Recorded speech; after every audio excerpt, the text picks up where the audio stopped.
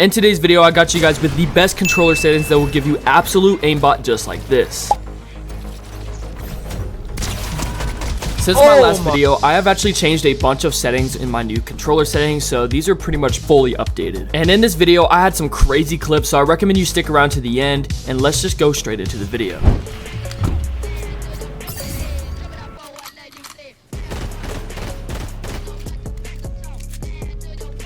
Shockwave. Nice.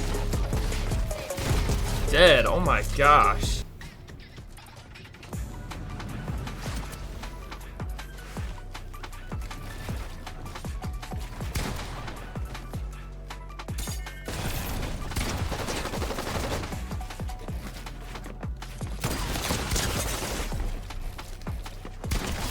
Dang, bro.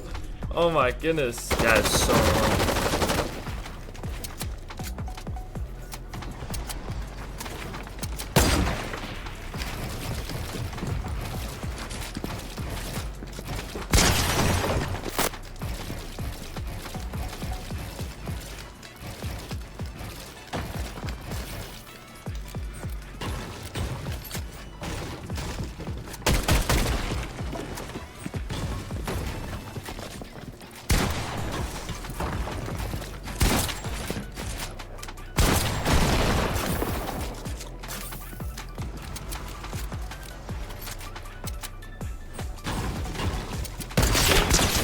GG's.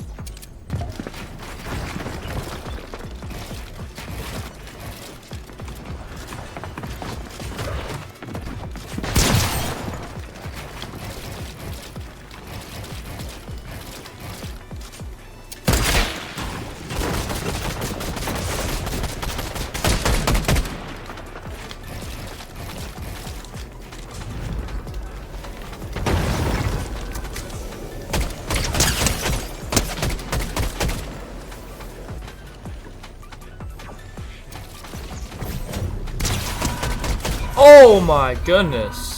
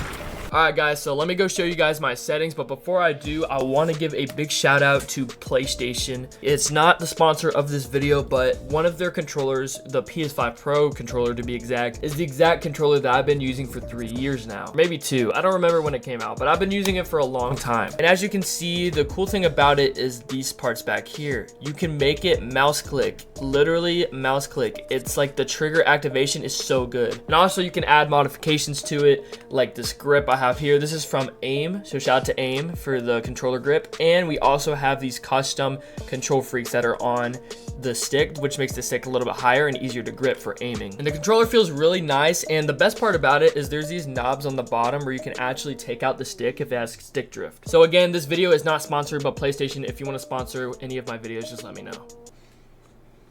So heading over to settings here, I'm gonna just show you some of my display settings before we get into controller settings, because these will actually help you have better performance on controller. So for Windows mode, I use Windows full screen. Just if you use Windows full screen or full screen, it's pretty much the same thing. I just use Windows full screen so I can move the mouse to like different monitors because I have 4 monitors. Make sure your resolution is whatever resolution your monitor is. So mine is 1920 by 1080. So it's a 1080p monitor, so I would just use it for this. It'll pretty much just have it set, but if it doesn't, make sure it's the same as your monitor. You want to have VSync off so there's no tearing.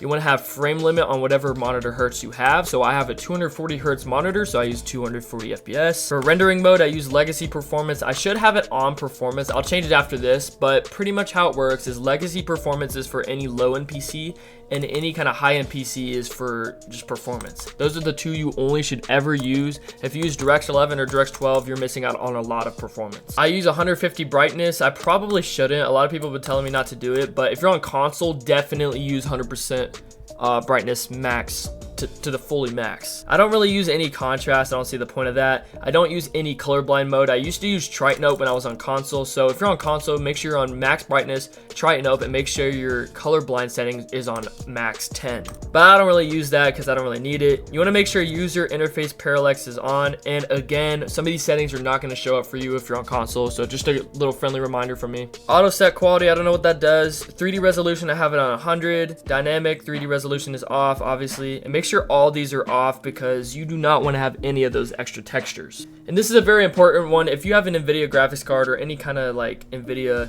thing on your GPU, make sure you have NVIDIA Reflex Low Latency on plus boost. A little tip that can help, I don't personally use this, but I remember I used to, is if you go over here to sound quality, you can turn it down to low. If you turn it down to low, all the guns will sound a little bit different, but it'll make your game a little bit like have less input delay. But I don't really use this anymore because, you know, my PC is pretty good and I can handle it. But if you're on a low-end PC, you need any type of optimization you can get, so I recommend you turning this on low. And finally, the moment you've all been waiting for, the controller settings. Let me go to the controller. I do not use inverted. I do not use airborne controller, any of these. I pretty much just have these auto. But here's the actual settings part. If you go over to edit hold time, you'll see that you can actually drag it, and it probably on default is on like 100 or something. So make sure you put it all the way on low. Pretty much any kind of hold time or anything, any of these, pretty much turn them all the way off, all the way to the left. Reset camera axis I have on pitch. I probably should have it on both. I did change it recently just to try it out. Just tell me in the comments if I should change this. I recently changed this. I don't know which one's better. But anyways, I have vibration feature off. I have quick weapon on custom only. Show diamond delay. Any kind of delay, turn it off. Toggle behavior, slot 2, off, both. Look sensitivity, slow. So the reason why these are on 1 is because I turned on use advanced options. And when you turn on use advanced options, this pretty much doesn't even exist. It just locks. As you can see, you can't even like click it anymore. But here's the actual sensitivity once you have use advanced options on.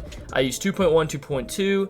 And then for my look horizontal and vertical speed, I have 43, 43, and I have a 1.1 horizontal and vertical boost. Again, I will be changing my settings soon because of the pitch, and I might change it to both for the button group, but I don't know. We'll think about it. Scope speed multiplier, I don't really use that, so I just have it on that. Over here, ADS horizontal speed, I have it on 1111, and then 3.3 for boost. For advanced sensitivity, I use linear, I use all full max aim assist strength, but if you do want a little trick, you can turn it all the way down and click apply, and then turn it all the way back up to give a little bit of, like, reset the aim assist to have a little bit of a boost. And yes, I have not changed this in a while, I still use a 7.7 dead zone, just because of the PS5 Pro controller where you can actually take off the sticks when it gets stick drift and replace them. So I never have to use a high dead zone ever again. I really recommend you try those controllers out. And then I use a 5.5 left trigger release. You want to make sure these are on the lowest possible so you can get the best input delay. And yeah, all these don't really matter. I can show you my controller binds. You can pause the video if you need to see these, but these are pretty much my updated controller settings. So if you enjoyed this video, make sure you drop a like and hit the subscribe button. And when you hit that subscribe button, please turn on your notifications, because I have been going live all the time every single day, and I'm trying to get my viewers back up for my streams. So if you want to support me, make sure you have your notifications on and stop by on the streams and say hi, because we have some crazy stuff we have coming up. Hope you guys enjoyed the video, and I'll see you guys in the next one. Peace.